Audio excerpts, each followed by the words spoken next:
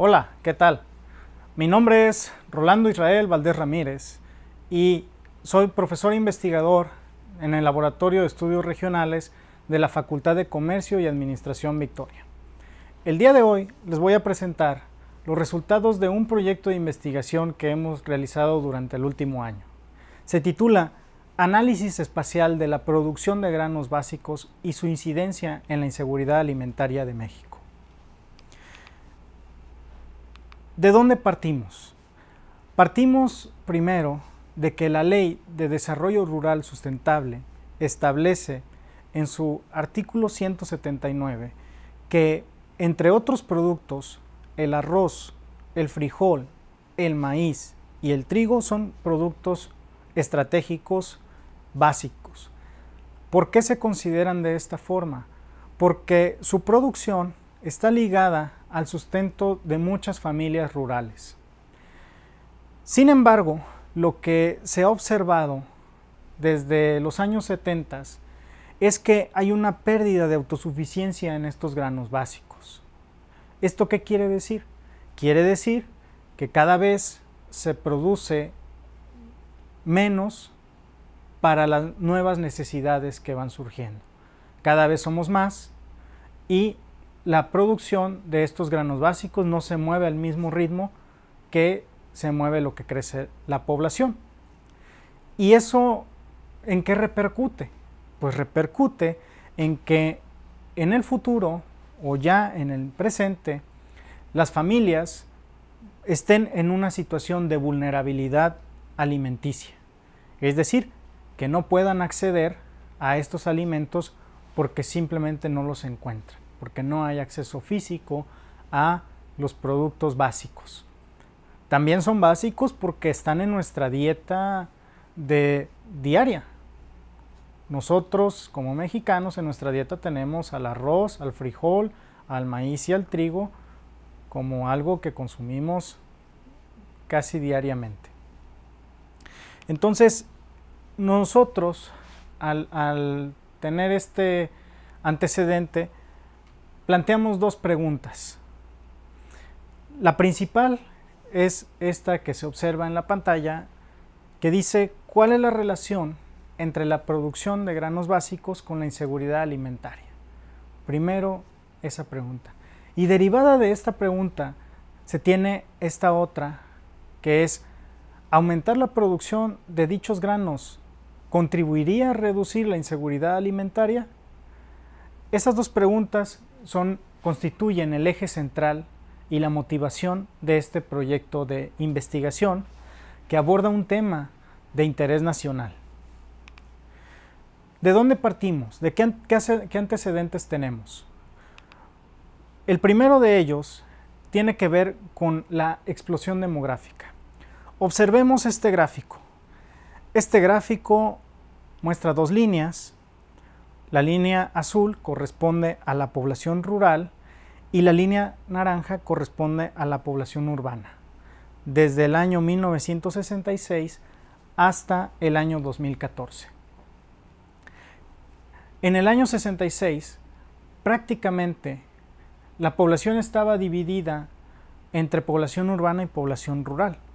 Es decir, 55% aproximadamente vivía en zonas urbanas y el otro 45% vivía en zonas rurales. ¿Qué ha pasado a lo largo del tiempo? ¿Qué es lo que ha sucedido? Pues que cada vez ha aumentado más la población y la población urbana ha crecido y la población rural ha disminuido. De tal forma que al día de hoy la población está en una relación 85, 80, 20, 15 más o menos, 80% población urbana, 20% población rural. ¿Esto qué refleja? Pues que ha habido una despoblación del campo mexicano, que cada vez más personas están migrando del campo a la ciudad, principalmente motivados por los sueldos, salarios que se ofrecen en las zonas urbanas, que normalmente o usualmente son mejores que los salarios que se pagan en el campo. Por esa razón es que ha habido un incremento. ¿Qué otra cosa sabemos? ¿Qué otra cosa podemos dar evidencia? Esta gráfica, que tiene una línea de color azul, muestra al valor agregado de la agricultura como porcentaje del Producto Interno Bruto. Es decir, todo el ingreso del país, ¿sí? Si nosotros dividimos el ingreso o los ingresos que genera la agricultura sobre todo lo que se genera en el país, nos da esta gráfica. Y para el año 66, el porcentaje que representaba el valor agregado de la agricultura estaba alrededor del 12 y 14%. Al año 2014, que es en donde termina esta gráfica, ese mismo dato está por debajo del 4%. ¿Qué quiere decir? Pues que cada vez la agricultura participa menos o ha participado menos en la riqueza del país. Cada vez se depende o es menos importante el valor agregado de la agricultura en todo el país. Esto refleja que hay menos producción de productos. Esto es en general. Observemos ahora estas gráficas que reflejan lo que se denomina la razón de autosuficiencia. ¿Y qué es la razón de autosuficiencia? Pues es el grado de soberanía que se tiene sobre algún producto determinado. Este mosaico muestra al arroz, al frijol, al maíz y al trigo. En la gráfica pueden observar una línea de color rojo, que esa es el punto de autosuficiencia. Un punto por encima de la línea roja refleja autosuficiencia y puntos por debajo de la línea roja reflejan que no hay autosuficiencia. Quiere decir que se importa más de lo que se exporta. Observemos entonces cómo para el arroz, el maíz y el trigo principalmente, esta autosuficiencia ha declinado. Cuando en los 60s, antes de los 70s principalmente, éramos autosuficientes, es decir, exportábamos más de lo que importábamos, actualmente importamos mucho más de lo que exportamos. Esto se mantiene para para los 4 granos que estamos estudiando aquí. El frijol en particular no tiene, si bien se ha perdido autosuficiencia, no ha sido tan dramática como sí lo ha sido para el arroz, el maíz y el trigo. Ahí se ha perdido considerablemente autosuficiencia, soberanía en la producción de estos granos. ¿Qué hicimos? ¿Cómo medimos este fenómeno? ¿Qué diseñamos para responder nuestra pregunta de investigación? Procedimos, como normalmente se hace en la ciencia económica, planteando un modelo para simplificar la realidad. Este modelo, en un principio, pues pone de manifiesto cuál es la relación entre las variables que estamos analizando. En este caso, planteamos que la inseguridad alimentaria está en función de la producción de granos. Sin embargo, consideramos que no solo la inseguridad alimentaria de un municipio en particular depende de la producción de ahí, sino que posiblemente se abastezca de municipios que están alrededor de ese municipio, ¿sí? Normalmente en las áreas urbanas no vamos a ver producción, no se va a tener producción, pero sí en los ejidos, en las zonas rurales adyacentes a esa ciudad, a esa área urbana, sí va a haber producción. Y queremos medir también si esa producción impacta en la inseguridad alimentaria de ese municipio.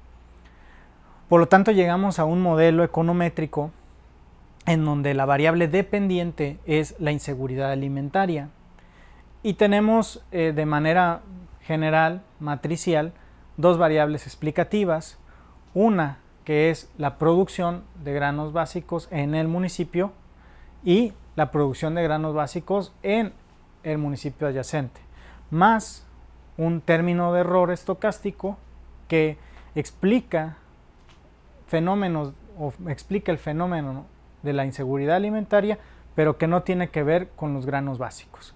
Sabemos que la inseguridad alimentaria es un asunto en donde intervienen múltiples factores, pero nosotros solo con este modelo tratamos de aislar el efecto de la producción de granos básicos sobre la inseguridad alimentaria. Los datos, ¿de dónde provienen los datos que usamos para esta muestra? Usamos datos de 3 distintas fuentes. Los datos de la inseguridad alimentaria los obtuvimos de las mediciones de la pobreza multidimensional que elabora el Consejo Nacional de Evaluación de la Política Social, el Coneval. Este organismo descentralizado, autónomo, se encarga de calcular, de llevar a cabo las mediciones de la pobreza. Y la inseguridad alimentaria, al ser un componente de la pobreza multidimensional, pues el Coneval es el encargado de hacer estas estimaciones, por lo tanto de ahí obtuvimos los datos. Los datos de producción de granos básicos los obtuvimos del CIACON, que es un sistema de consulta que provee el Sistema de Información Agropecuaria y Pesquera de la Secretaría de Desarrollo Rural, la SADER.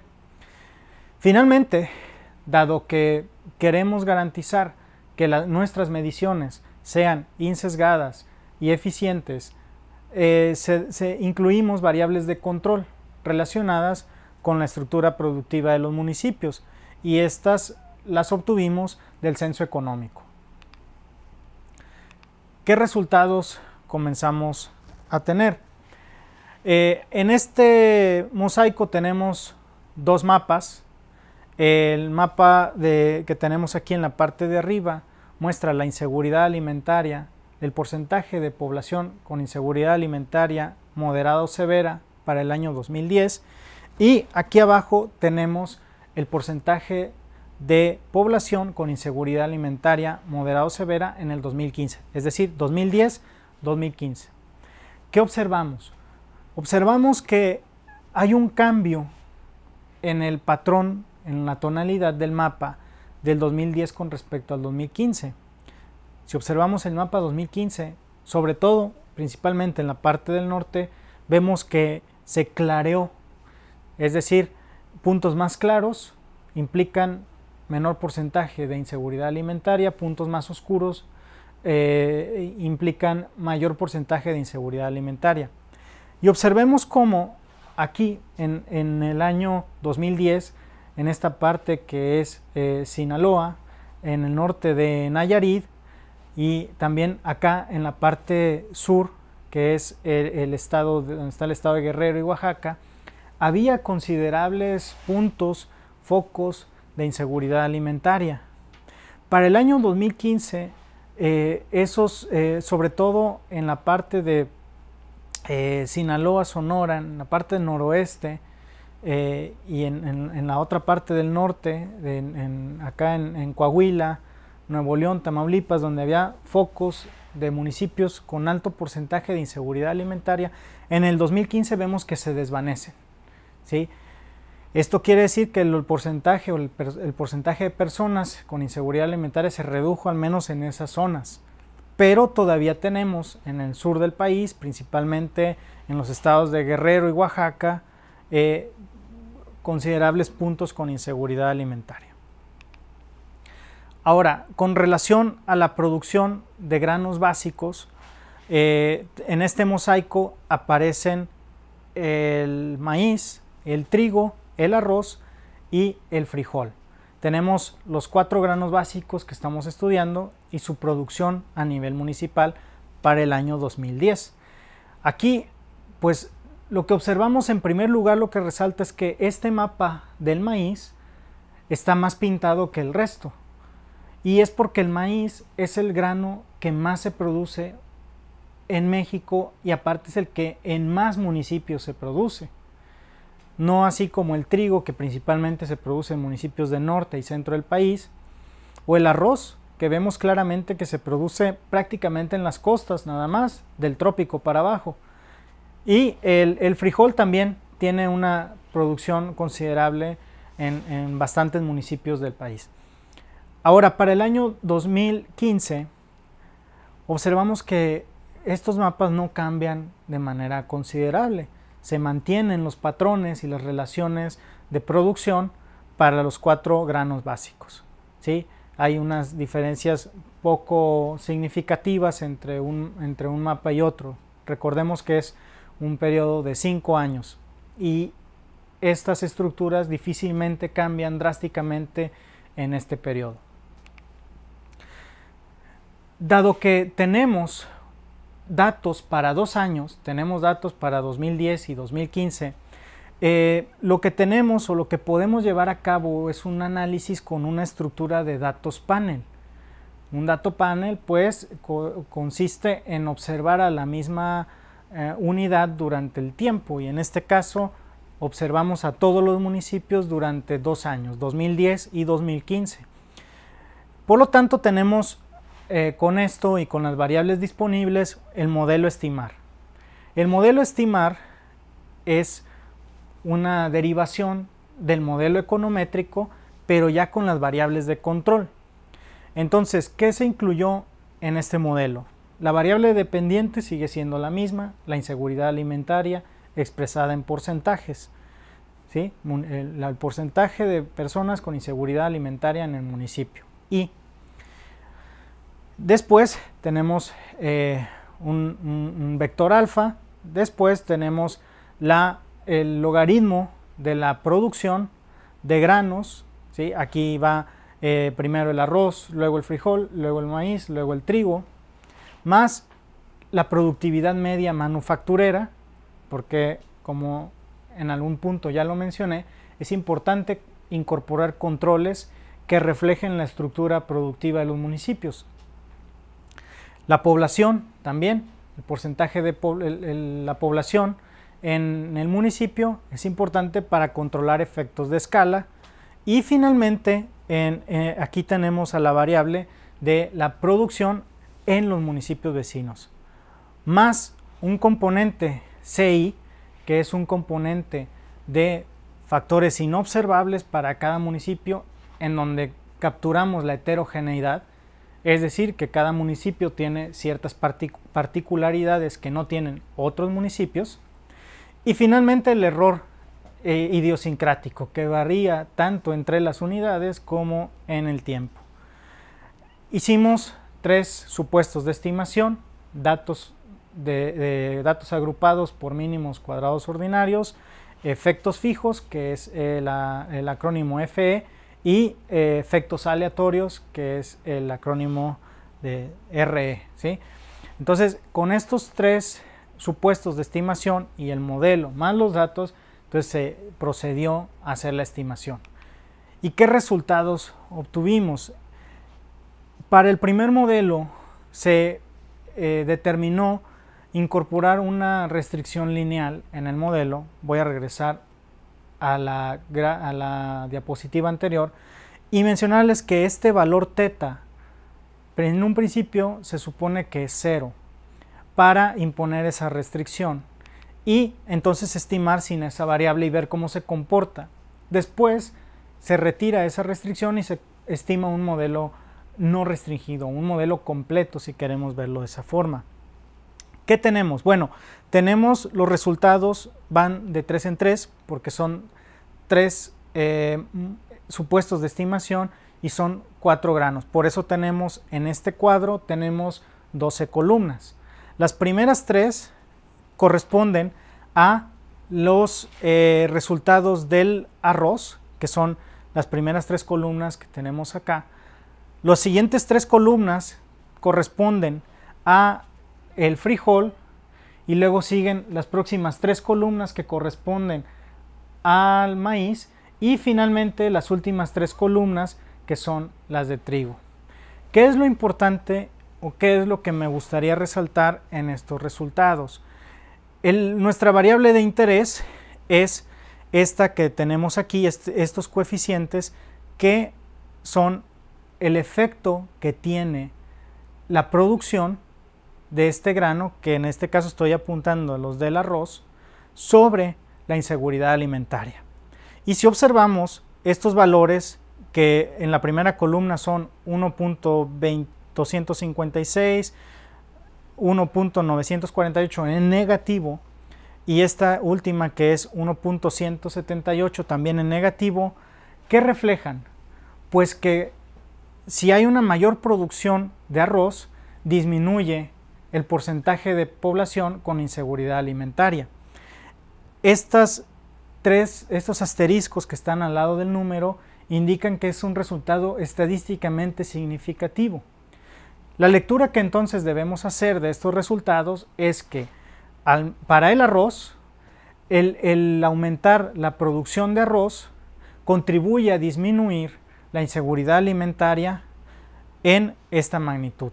Dado que está en logaritmos, la interpretación literal es que aumentar la producción de arroz en 1% reduce la inseguridad alimentaria en 0.01%. Dicho de otra forma, si la producción de arroz aumentase 10%, la inseguridad alimentaria se reduciría en 0.1%. Los otros resultados, que aquí tenemos a los del frijol, a los del maíz y a los del trigo. En el caso del frijol y del trigo, si bien se obtuvo el coeficiente esperado, que es negativo, es decir, también se podría decir lo mismo de que aumentar la producción en estos granos reduciría la inseguridad alimentaria, no lo podemos asegurar con mucha confianza, puesto que no tenemos la significancia estadística. Tenemos el signo esperado, y bueno, eso es en términos económicos esperado, y es conveniente. Sin embargo, no es estadísticamente significativo y no sería apropiado concluir lo mismo que sí se concluyó para el arroz. Tenemos el caso especial del maíz. El maíz es significativo, pero tiene el signo distinto, tiene un signo positivo. La lectura que tendría que hacerse, tomando como base estos datos, es que producir más maíz produce más inseguridad alimentaria.